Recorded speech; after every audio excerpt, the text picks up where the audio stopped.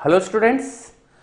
अब last video में हमने जो देखा था मैक्सिमा मिनिमा कैसे फाइंड करते हैं उसे हम आगे कंटिन्यू करते हैं। अब मैंने यहाँ पर आपको एक बार सबसे पहले तो शॉर्ट में मैक्सिमा मिनिमम फाइंड करने की जो टेक्निक है उसे मैंने लिख दिया है।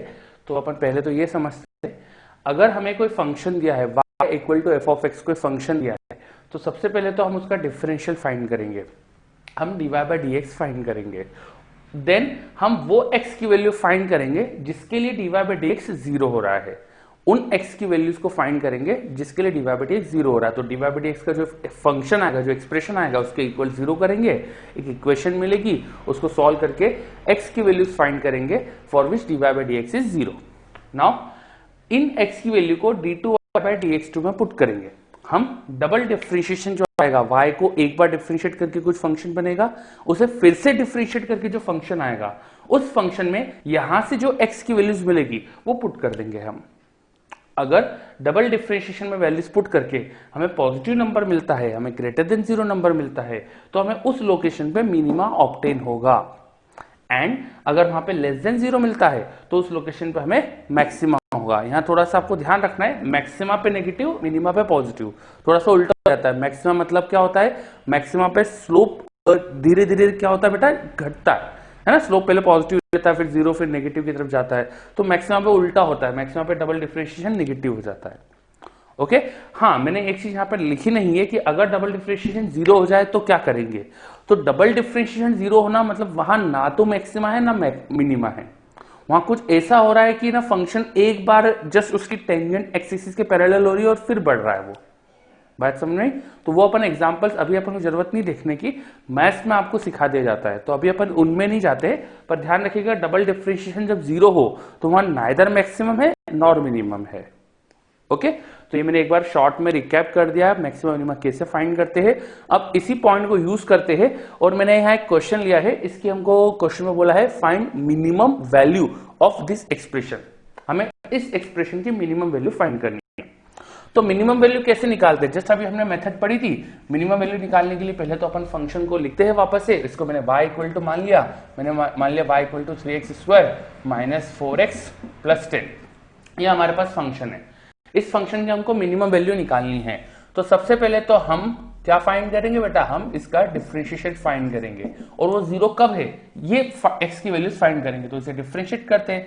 3 एक कांस्टेंट है, एक्स स्क्वायर का डिफरेंशिएशन पावर रूल 2 आ गया, x की पावर एक कम होके 1 हो गई। ठीक है, माइनस 4 एक कांस्टेंट है, x की पावर 1, उसका डिफरेंशिएशन आता है 1 और 10 का डिफरेंशिएशन 0। तो हमने differentiation of this expression find कर लिया।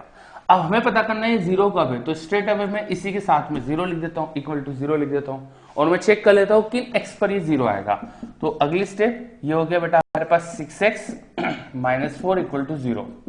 आप सब 10th में इस तरह की इक्वेशन 10 तक सीख चुके हो ऑलरेडी। इसको करना, 4 उधर चला जाएगा, 6 से डिवाइड कर देंगे तो x की वैल्यू आ जाएगी 4/6, या इसको 2/3 भी लिख सकते हैं, न्यूमरेटर डिनोमिनेटर 2 से डिवाइड करके। तो ये हमारे पास x की वो वैल्यू आ गई जिसपे डिफरेंशिएशन इज जीरो।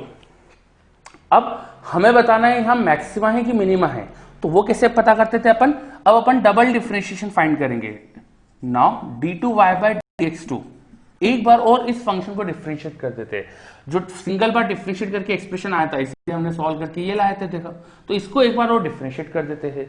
तो चलिए इसको डिफरेंशिएट करेंगे तो 6 एक कांस्टेंट है, x की पावर 1 का डिफरेंशिएशन 1 आएगा, माइनस 4 का 0 हो गया, तो ये तो आ रहा है 6। इट इज अ कांस्टेंट, है ना, ये कांस्टेंट है। तो इसमें तो x की कुछ भी वैल्यू रखो हमेशा सेम मिलेगा, एंड दिस इज पॉजिटिव।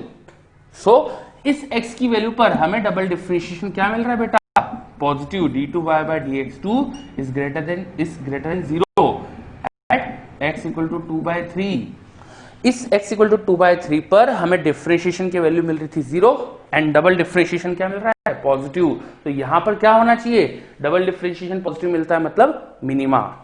तो इस लोकेशन पर हमें फंक्शन की वैल्यू मिनिमम मिलेगी। अब हमें क्वेश्चन में पूछा था मिनिमम वैल्यू फाइंड करना है, हमें यह नहीं बोला है कि वो x की वैल्यू फाइंड करो जहां फंक्शन मिनिमम है। हमें क्या पूछा है, इस x की वैल्यू नहीं पूछी है, minimum value of this expression पूछा है, इस एक्सप्रेशन की मिनिमम वैल्यू पूछी है।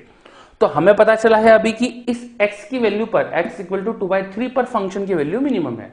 तो कुछ नहीं, फंक्शन की value at X equal to 2/3 find कर देते हैं। तो एट एक्स इक्वल टू 2/3 अगर हम उस एक्सप्रेशन में x को 2/3 पुट कर दे तो 3 टाइम्स 2/3 का whole square minus 4 time 2/3 plus 10, कुछ ये हमारे पास एक्सप्रेशन बनेगा। तो ये जो वैल्यू आएगी ये हमारे पास मिनिमम वैल्यू होगी, इसे कैलकुलेट कर लीजिए। ये हो जाएगा 4/9, एक बाहर 3 है तो ऊपर बचेगा 4, नीचे बचेगा 3 माइनस इट इज 8/3 प्लस 10। थोड़ा अरेंज कर लीजिए, 4 minus 8 will be minus 4/3 plus 10, minus 4/3 plus 10, LCM वगैरह लेके 30 माइनस 4 इट विल बी 26/3। ठीक है, तो हमारे पास कुछ ये वैल्यू आ गई फंक्शन की। Now this is the minimum value of this expression. Okay, तो हमने क्या पढ़ा, हमने क्या करा इस क्वेश्चन में, हमने मिनिमम वैल्यू फाइंड करी इस एक्सप्रेशन की। मिनिमम वैल्यू निकालने के लिए क्या करा हमने, पहले तो वो x की वैल्यू फाइंड करी जिस पर फंक्शन की वैल्यू मिनिमम है, एंड देन वो x की वैल्यू एक्सप्रेशन में पुट कर दी। तो हमें y की जो वैल्यू मिल गई, it is now minimum value of the function. चलिए, होप कि आपको सब समझ में आया है। हम और एग्जांपल से देखेंगे बेटा अभी। Okay, thank you.